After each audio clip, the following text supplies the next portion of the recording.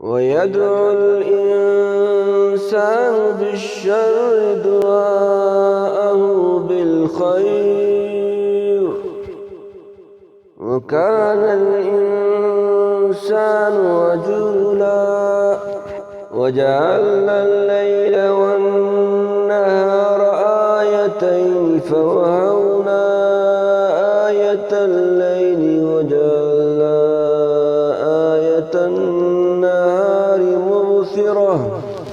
وجعلنا آية النهار مبصرة لتبتغوا فضلا من ربكم ولتعلموا عدد السنين والحساب وكل شيء فصلناه تفصيلا وكل إنسان ألزمناه طائره في عنقه ونخرج له يوم القيامة كتابا يلقاه منشورا اقرأ كتابك كفى بنفسك اليوم عليك حسيبا من اهتدى فإنما يهتدي لنفسه ومن ضل فإنما يضل عليها ولا تزر وازرة وزر أخرى وما كنا معذبين حتى نبعث رسولا وإذا أردنا أن نهلك قرية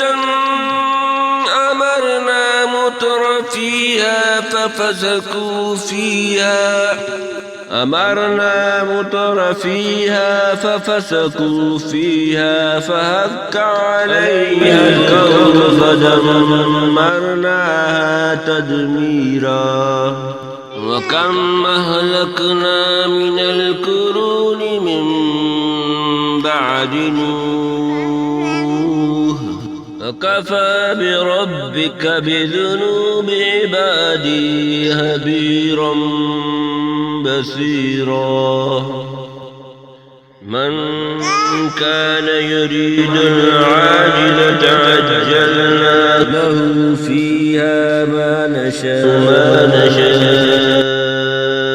لمن نريد ثم جعلنا له جهنم يصلاها مذموما مدحورا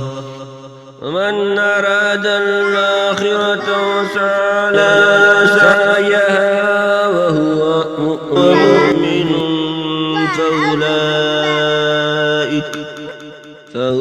فأولئك كان سعيهم مشكورا كلا نمد هؤلاء